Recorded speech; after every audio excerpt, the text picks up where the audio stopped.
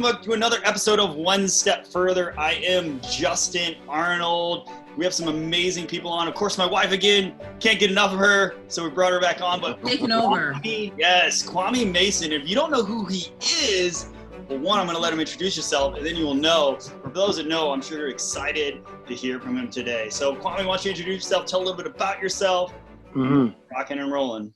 All right. Yeah. Well, thank you guys for having me. My name is Kwame Damon Mason from Toronto, Canada, born and raised, of West Indian background, Guyana more specifically. I'm a director, content creator. I'm a former radio announcer. I made a documentary called Soul on Ice, Past, Present, and Future, which is about the history and contributions of Black athletes in the game of hockey. And that came out in 2015. And since it came out to where we are right now, I have a great relationship with the National Hockey League, and I've been curating content with them and being able to, normalize Black faces and Black voices and minority faces and voices in the game of hockey. And that's actually how we all met. Out in Washington for the very first time, I believe. And so that's me in a nutshell. I'm also a host of a podcast called Soul on Ice, a podcast with Elijah Roberts and Team Canada World Junior hero Akil Thomas. He scored the game-winning goal in this past World Junior tournament. So I'm really just kind of blessed to be where I am right now and just taking it one day at a time. I got so many questions. Hopefully we might have to do a part two, but man, do you want to get started, Alexis? I know you got something. I was just going to say, I think it was maybe 4 or 5 years ago, one of my colleagues, this is before, I think, or maybe when Jalen got started with ice hockey. I remember one of my colleagues saying he went to a Sabres game and he was telling me about Soul on Ice, and at the time, I had never heard of it because it was during Black History Month and they were talking about it during the game. So I was like, oh, okay. And then fast forward to several years later, I end up getting involved with the Black Girl Hockey Club. Yeah. I don't know how that happened.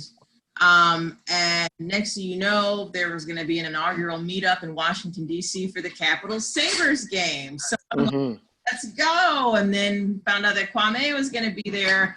And here we are. And now I'm a big hockey mom, hockey fan. Hence there you go.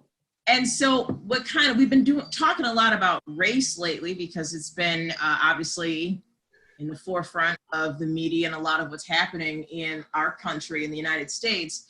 And I got to thinking, I wonder what's going on in Canada. How do they perceive us? I think I check in with you often, Kwame, to ask, what's going on? Because for me, maybe for some people, it seems like when we hear about Canada, it just kind of seems like this utopia of Disney World. Everything's great. The first thing some people say is, man, we're going to go to Canada. We're going to move there because everything, it's going great. But we all know that in reality, everywhere's got something. Everywhere's got some kind of problem. So I asked you, I was like, so what's going on there? So I guess my first question is, what do Canadians perceive and think of what is happening with in America right now?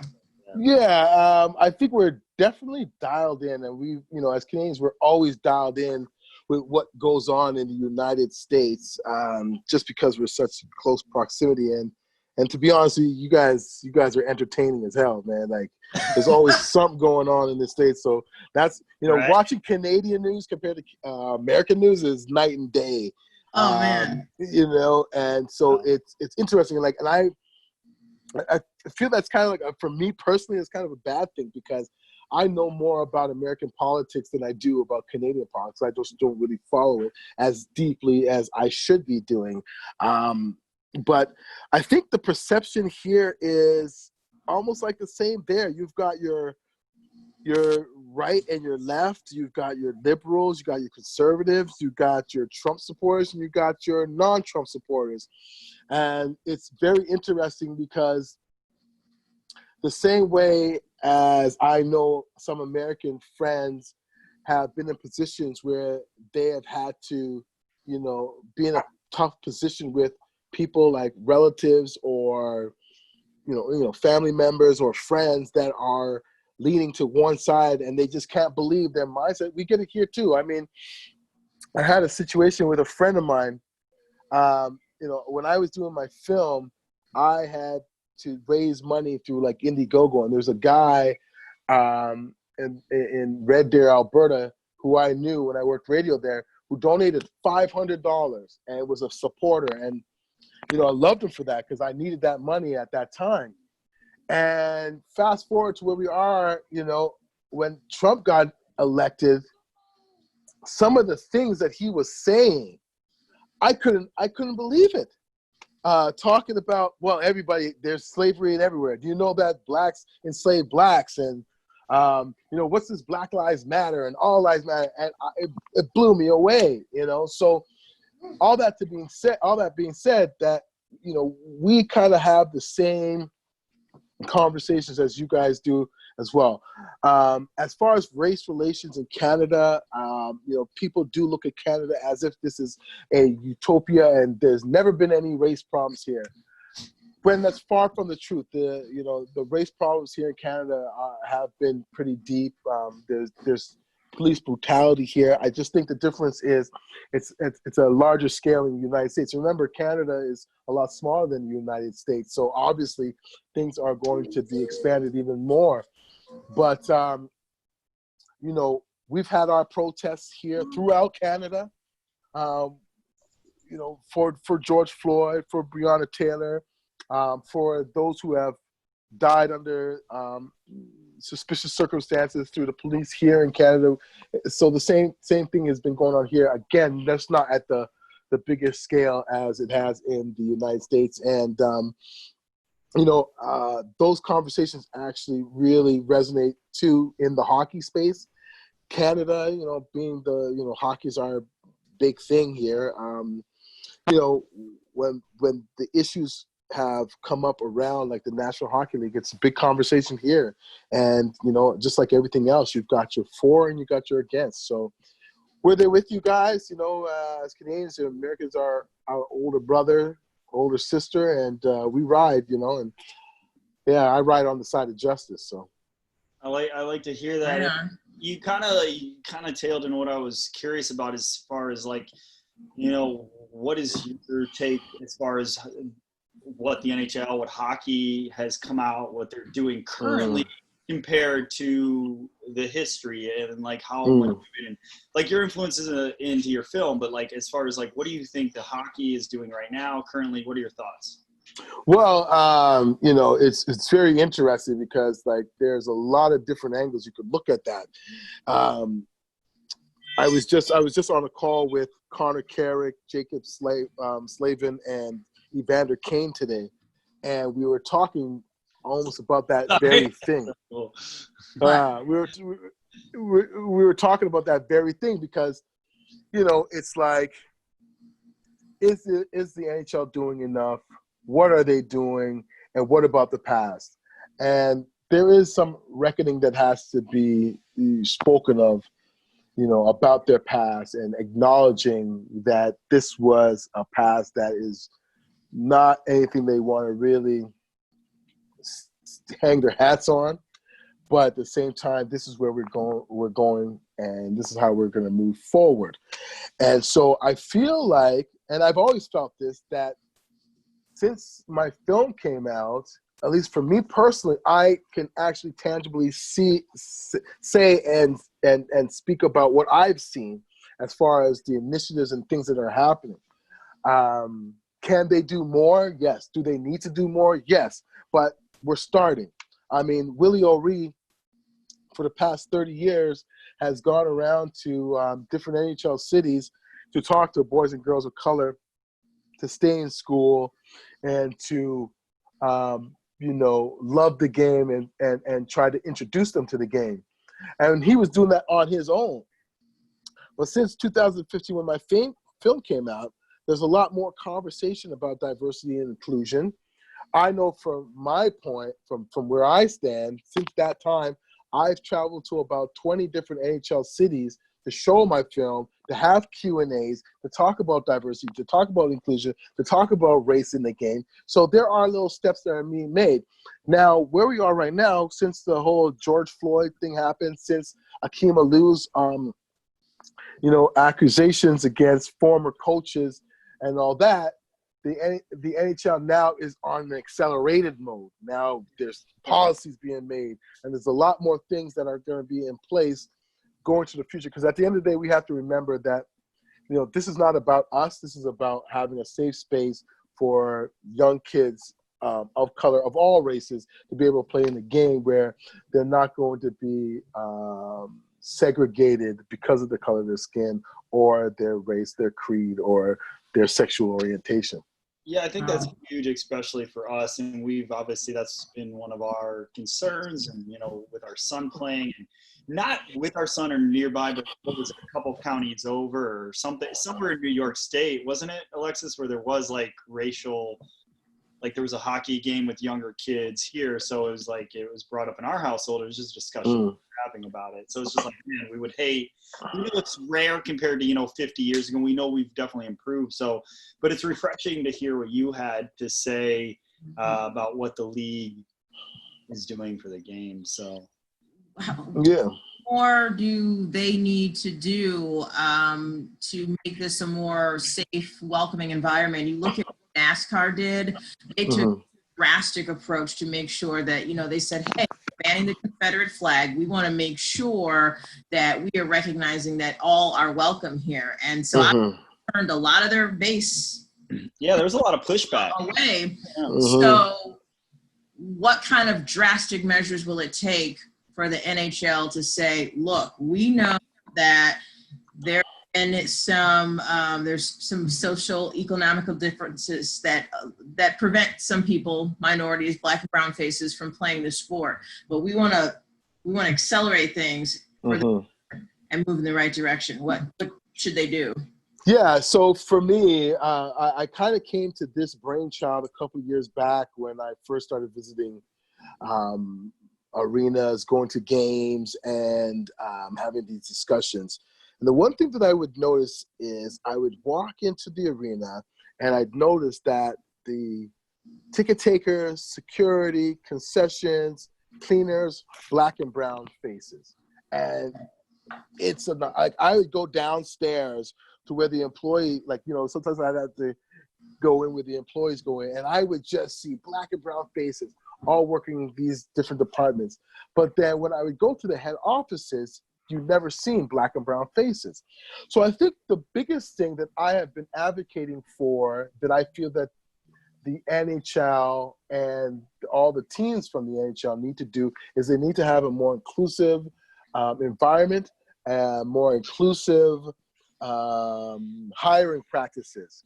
Now that's scary to a lot of people, because when you say that, there's a lot of people that think, oh, they're coming for my job, or oh, they're going to fire me to put in somebody of color, or oh, they're just going to take any old Black or brown person and put them in this position, and they might not even be qualified. And that's not what I'm saying. All I'm saying is, if you are a team like, for example, Washington Capitals, and you have a majority of Black and brown faces that are working concessions, security, cleaning, and all those different departments, there's got to be somebody in there that is either about to go to college and university or is in college and university. Why not go to that person and say, what is your goal in the next 5 years? What do you want to do when you graduate college, university? Oh, well, I want to work in marketing. Okay, well, we have a marketing department inside our organization. So here's what I want to do with you. I want to give you an internship program, and I want to show you what it's like to have hands-on experience working in marketing in a sports department. And then after, if you do very well and there's a space available, boom, I'll give you a job. But even if there's not, there are 31, now almost 32 different teams out there that you can actually try to get a job in. So I think you have to open up that pipeline, because at the end of the day, the white kids are getting that, and I know that for a fact. I went to I went to Florida Panthers, and I remember waiting into the lobby, and the receptionist was talking to the security guard, and she said, "Oh, did you see my grandson?" He's working in XYZ department. And now it's 3 generations of us working inside this organization. And in my mind, that just said to me, you get hooked up. Yes. Proactive and actionable. Like people need to, like you said, like, hey, here's a person here of color. We need to get them into these. I love that. And that kind of gets into my other point too. Like, you know, not only is it just about hockey, it's about other administrative or marketing or these roles to get more of these faces in the organization, because then when you get the variety, the diversity, then you're looking for the variety and the diversity, which is something I've always thought about. Like, you know, one thing when we got into hockey, we were like, man, the money, but Arsen loves it, so we'll find a way. You know, we're friends with Justin Bailey. I don't know if you know who he is. We're friends with his parents, and they've really helped out a lot of just education. But like, we know the inner city here in Rochester, they have, and Alexis can talk more on this, but it's like economics is a thing. So how do we get people to not only have more interest, but also understand that they can do this sport or make it more affordable? What do we tell them? Because it's an expensive sport and it's only getting more expensive. So how, for kids that might be interested or see like these Evander Kanes or these players and look up to them, but they already get in their mind, they set the limitations of like, I can afford it. So a lot of that is exposure too, Justin. You know, and I know like you said, Kwame, like you, I think in your documentary, you talked about how you were into hockey before, but then eventually it's kind of like, I think, or maybe it was an article I was reading, how you said, well, you kind of had this shift in the group you hung out with and you got more into football and basketball. It's like, I think it's a part of the culture that we gravitate to naturally because that's accessible. You know, people go out and hoops or throw around a ball in the street and not necessarily street hockey too. So it's part of that as well. Yeah, I think there's two great things in what you guys. There's 2 great things in what you guys said there. The affordability. It's a very expensive sport, and I think we have to approach it with 2 different lenses. One, the industry has to find a way to make the game less expensive in the sense of registration, ice time, league fees, and all that.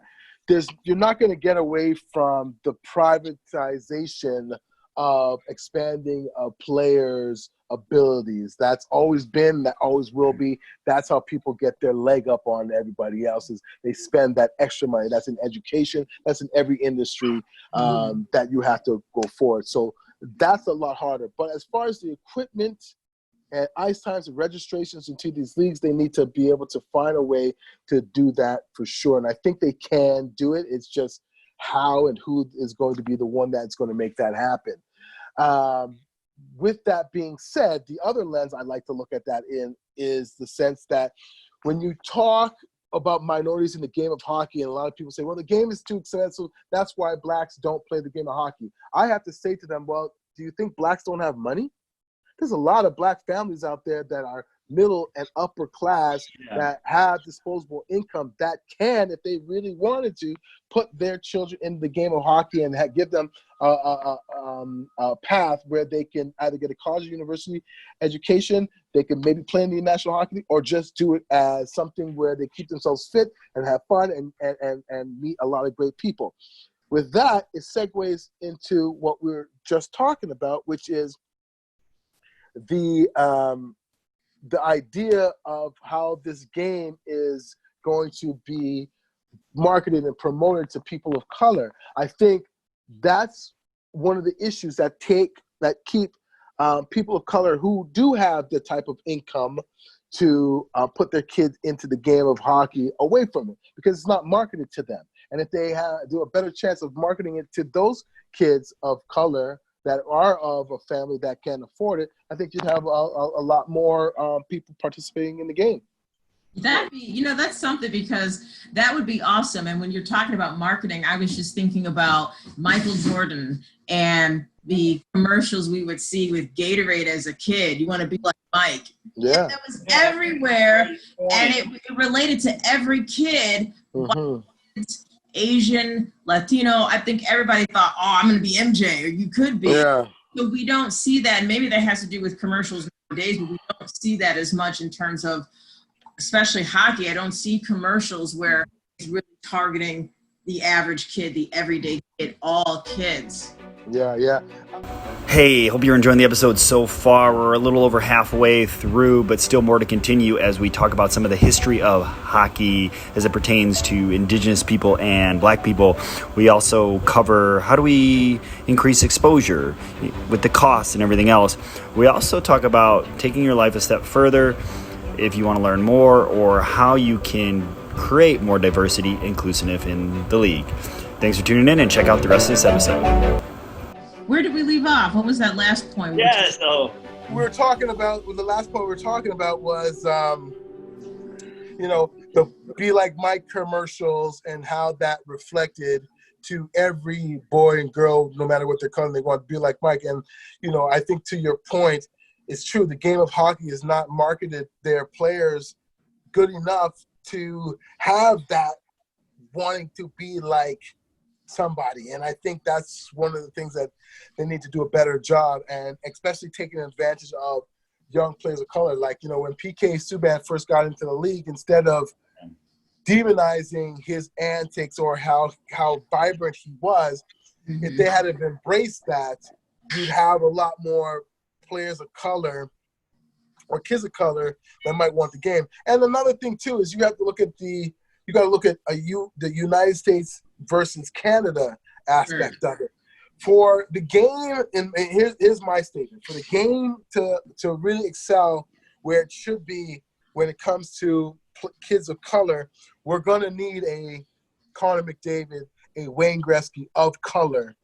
And they're going to have to play for an American team, and that team is going to have to be able to market that person in a way that is attractive to young kids of color. And I think that's where you're going to see your biggest change. Jalen Ezekiel Arnold, he's coming up. Just wait. Just give him time. There we go. Well, I wanted to back up a little bit, and I know we're talking hockey, but we started talking about race relations a bit, and they were talking about the history, and so Levi should kind of explore the history of where hockey started. And I know in Nova Scotia, there was a big settlement of Blacks from the West Indies. I know that's your family. So I was just curious about some of the history, the population there of Blacks and Browns in Canada. Well, you got to remember when the Underground Railroad came straight to Canada, and they went to the east coast of Canada, Nova Scotia for the most part, and other places in Canada, but they went to Nova Scotia, and those settlers there, a couple of generations later, through their churches, got these young men involved. To be a part of this church, you have to, to be a part of playing hockey, you have to be a part of the church. And so a lot of them participated in the game and were a part of the history of growing the game in the sense of innovative styles, slap shot, butterfly style of goaltending, just the way they presented the game. So the history runs really deep there. And, you're talking about the Indigenous people of Canada, the Mi'kmaq Indians were the ones who crafted some of the original hockey sticks.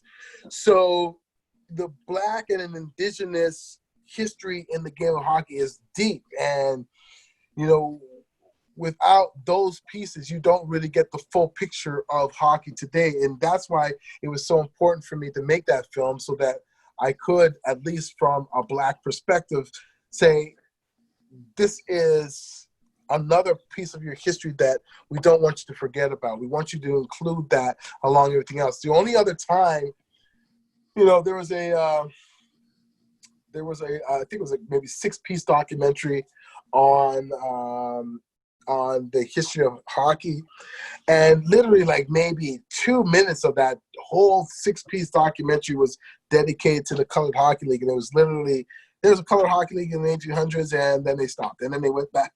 And I was a firm believer that we need to tell our history, and I really feel that the Indigenous history needs to be told as well, because they are deep in the psyche of the game of hockey, and these are stories that need to be told.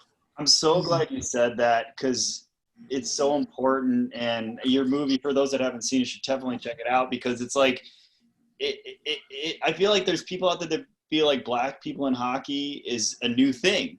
Yeah, But yeah. if you watch it, Indigenous and blacks help grow it, help formulate it. Yeah, Alexis and I were talking the other day about some of the things like, what hockey players brought to the league, what the slap shot, right, brought. Yeah. So it's just people don't understand. And the more they know that you're talking about, this will open up their eyes. So I just think it's incredible. And so again, people, if you haven't watched it, definitely watch it. So thanks for sharing. Yeah, I mean, that's it. The more they know, the more of an appreciation of just the game itself and how deep its history goes. It's not a black or white thing. It's just a hockey thing. And this is the history of the game. And let's give credit where credit's due and, let's learn. And I mean, it even just like to think of it like Harriet Tubman helped free some slaves whose ancestors coming after them participated in the game of hockey. And I think that's a big piece of American history that should be celebrated and appreciated. So, we have to tell the stories. I think I bet if we went on the streets of the U.S. and asked young or even old or just, blacks in America, if they even knew what you just said about hockey, they probably didn't know that. And I think they knew more of that. What you talked about, the Michael Jordans, we can start doing history and be like, whoa, this guy was like the Michael Jordan of hockey or whatever. So I think that's huge by getting these out here. So part of me about this is like, it sounds like it costs a little bit to make this film. So, that's a huge why. Like your why to make that film was so huge. Like what motivated you to just take that one step further to figure this out? It was going to happen. It sounds like no matter what, like, obviously you kind of talked about it and we could assume your reasons, but like, man, this was going to happen, do or die. Yeah. So I'd love to hear. I mean, the main thing for me was, I was working at a radio station in Edmonton, Alberta, Canada.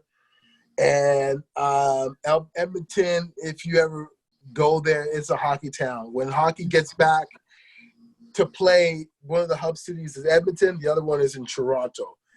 And Edmonton and hockey is just it's huge.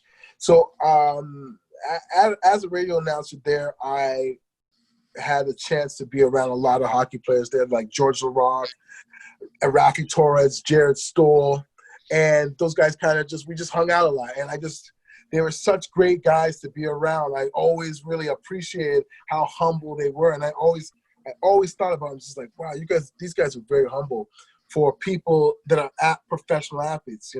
I coming from Toronto, I seen out in the clubs the professional basketball players. I seen the artists, and I see how they interact with people. And I saw the difference between how they interacted with people and how hockey players did. And I always appreciated that. Then going to the game and watching it, for anybody who is listening to this right now and maybe is on the fence about the game of hockey, we all know that when you go to an arena and you watch a hockey game for the first time, 9 times out of 10, you're going to be like, oh my God, this game is amazing. Yes, that's what I try to tell you. Just go to a game, and there's always a good seat. That's it. And that's the one that gets you. And so when I was at the games now, I'm just again losing my mind, and the speed, the physicality, the athleticism. Yes. And all I could think about was, imagine if LeBron James's parents put him into hockey. Imagine if Kobe Bryant's parents put him into hockey. Imagine if Shaquille O'Neal's parents put him into hockey. Shaquille plowing people through, man. Yeah. And so that's where my thought was. And I thought, well, there's a lot more black players playing in the game of hockey than there ever have been in the history of the game. So something is going on.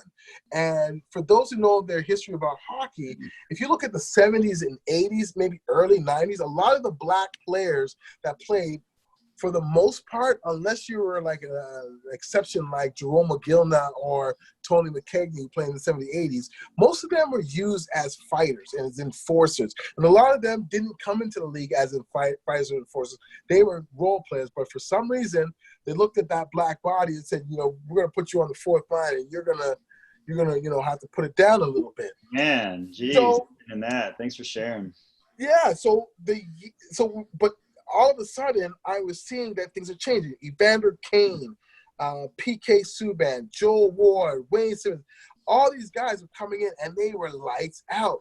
They were players that were in very pivotal roles on their team. So I said, something's going on. And that's when I started doing my research, and that's when I found out about the Colored Hockey League of the Maritime. So you have to remember, being from Canada, Canada being this hockey mecca, I didn't grow up knowing about the Colored Hockey League. And I was so offended by that because I love hockey, and none of our sports networks talked about it. Nobody talked about it in school. Nobody talked about it on the streets. We just did not hear about that. So I thought, me being a hockey fan that I am, if I don't know, how many people don't know about this history?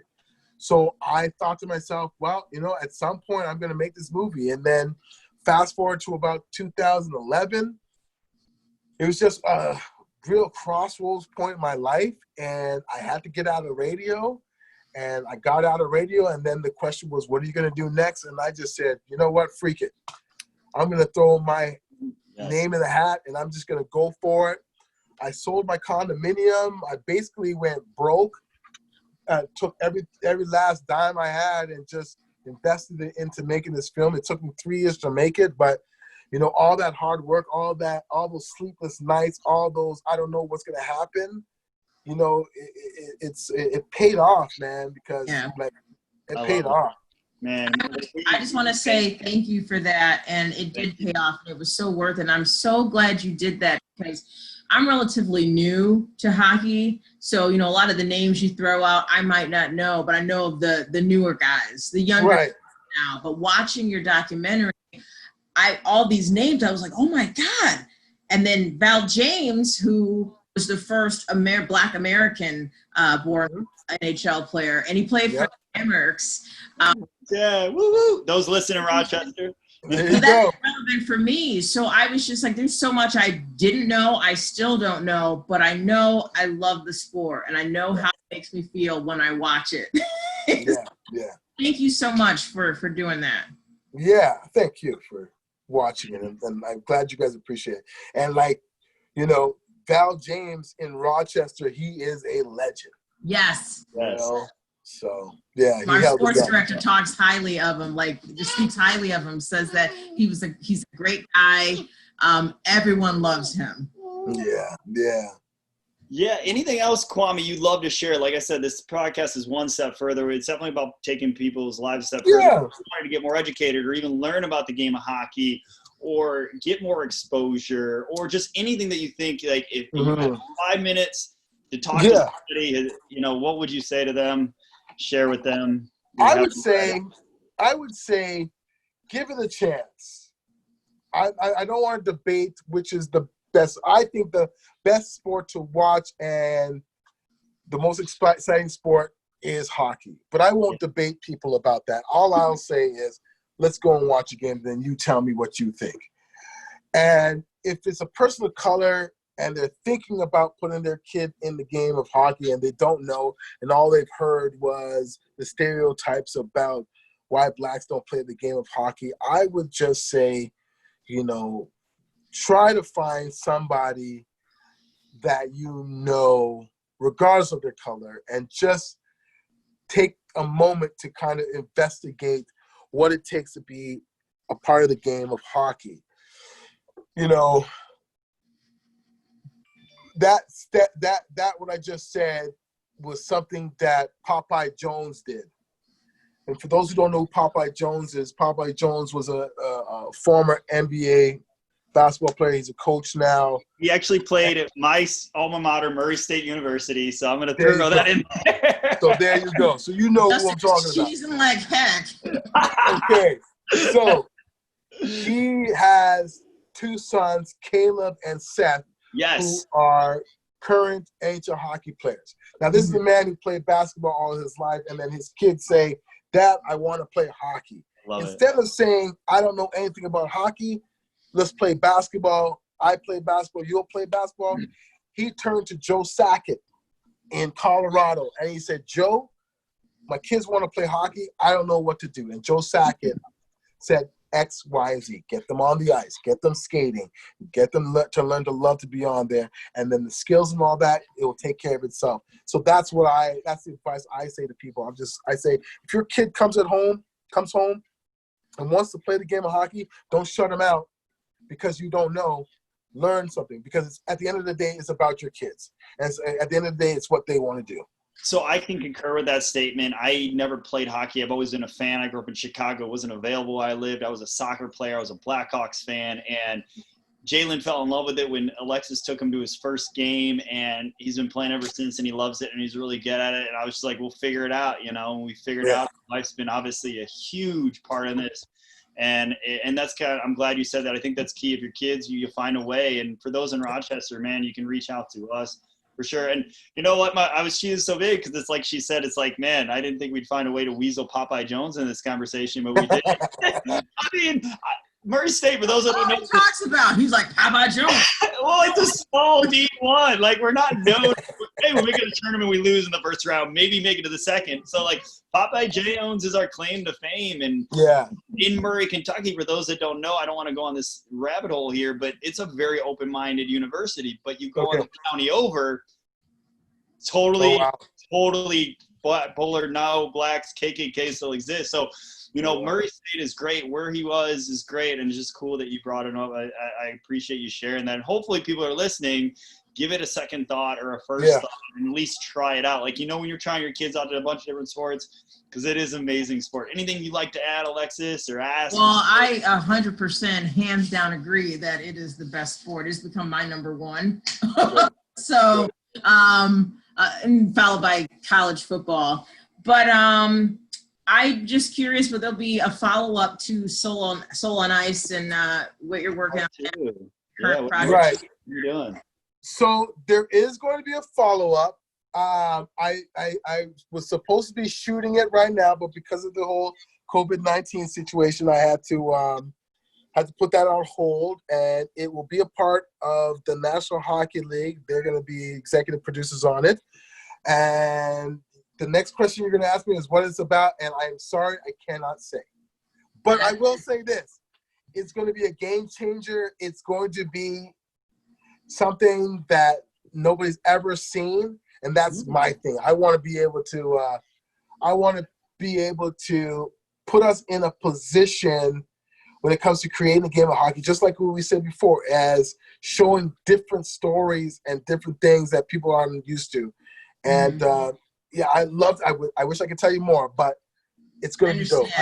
It's going to be so. I'm really excited about it and very nervous because, it's a lot to put on the shoulder, but I'm confident enough that the story is there and the visuals are there, and I just got to go and do it, and it's going to be what it's going to be. I'm excited. I can't wait. That sounds like a good tease, as we like to say in broadcast. What's so funny is you'll be making most likely a cameo in the film, and you don't even know it. Wait, you don't even know what you're doing. From something you've already. I'm not saying. He was filming that whole time. I'm not going to say. I'm just saying. If you need me, I am here for you. You are forever brother. Oh man, that was an amazing weekend in DC. When we just make sure you put me in the same room as Evander Kane, okay? I gotta be there. Keep an eye on. Yes. Before we go here, I have a random question. Who are the pictures on the wall behind you? Here? Yeah, those two. Oh, so I'm at my wife's, her brother's house, and I'm in his son's room, and his son used to play, so his name's Tristan Ryan. So all his trophies and all that stuff is up here. So I was like, who are the two people in this room that he's got? Okay.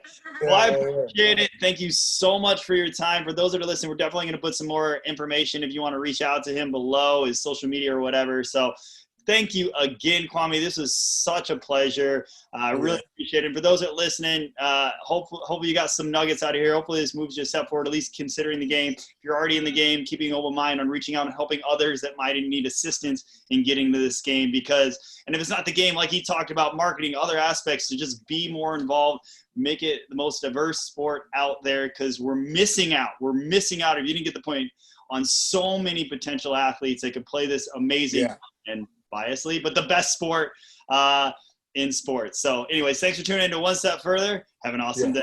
Take care. Oh, hang on.